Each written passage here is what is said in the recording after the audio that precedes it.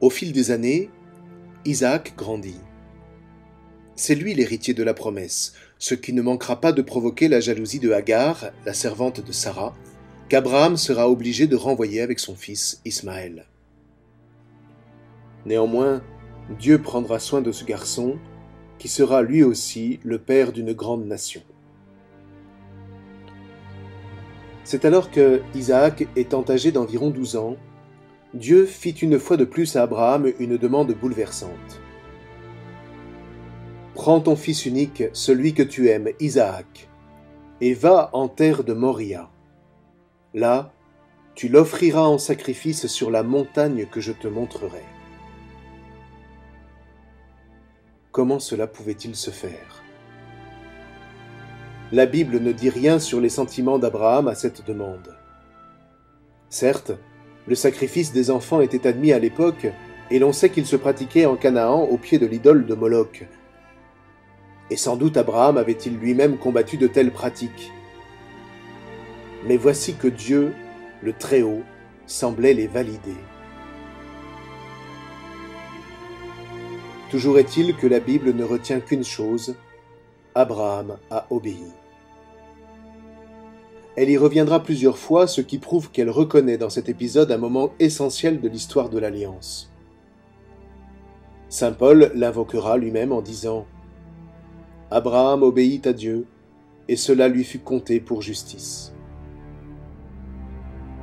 Lisant dans cet épisode l'anticipation du sacrifice du Christ en croix, il reprendra la même formule.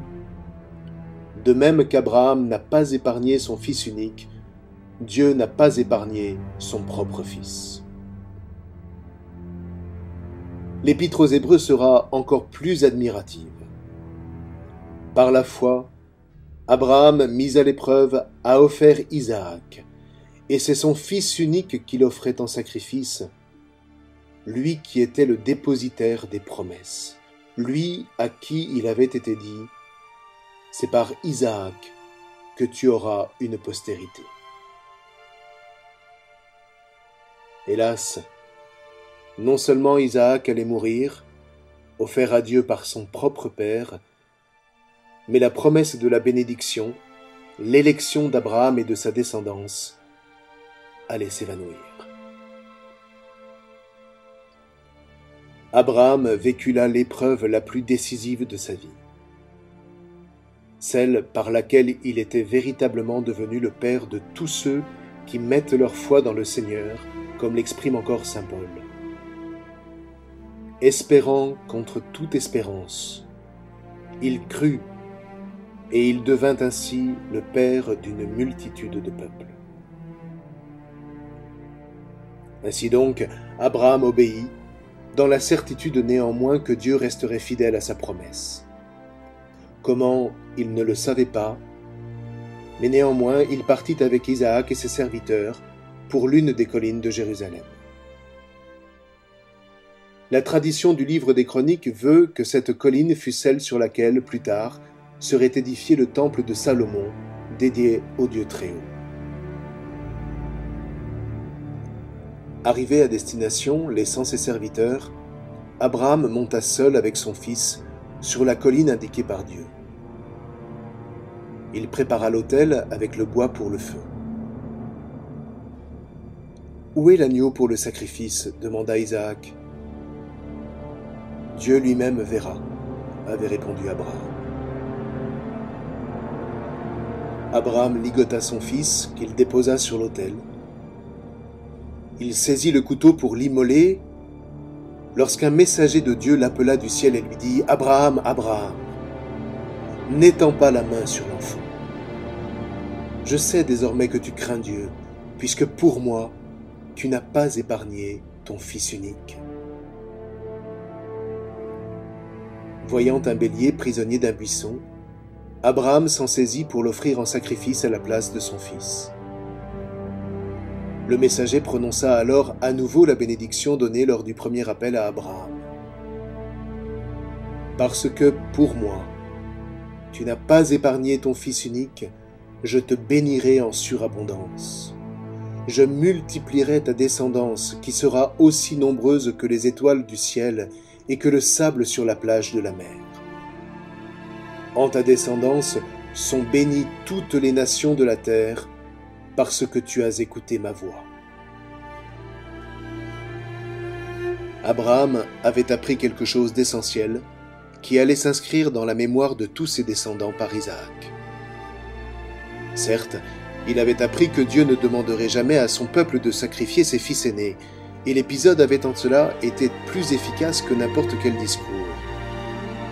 Mais plus encore, il avait appris ce que croire signifiait, dans une écoute et une obéissance éprouvantes mais incontournables pour suivre les chemins de l'alliance sans les réduire à soi, les considérer comme un privilège ou ne les emprunter que pour affermir un pouvoir trop humain.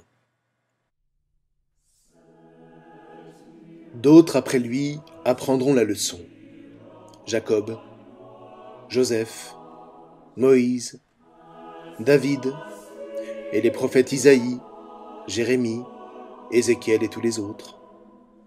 Jusqu'au peuple tout entier qui devra quitter la terre promise et voir même Jérusalem être détruite avant d'écouter à nouveau la voix de Dieu et revenir quelques générations plus tard, fort de cette foi dans le Dieu fidèle, le Dieu de l'Alliance. De tous ces hommes, de toutes ces femmes, Abraham était le père, lui qui, le premier, avait porté au-delà de toute espérance sa foi en Dieu. Plusieurs siècles plus tard, Dieu lui-même répondrait à Abraham en ne refusant pas de livrer son fils unique entre les mains des hommes, pour leur manifester d'une manière folle jusqu'à quel point il aimait son peuple par qui, en Jésus, il appelait toutes les nations à vivre de la foi d'Abraham. Mais pour l'heure, Abraham revenait auprès de ses serviteurs, transformé néanmoins de l'intérieur, père d'un fils entièrement remis dans la main de Dieu, pour que naisse le peuple des témoins de la promesse aux yeux des nations. Une paternité transfigurée, icône de la paternité divine, veillant sur le cœur de ses enfants avant que de veiller à leur avenir seulement matériel. À Beersheba, Abraham allait maintenant terminer sa vie. L'essentiel était dit.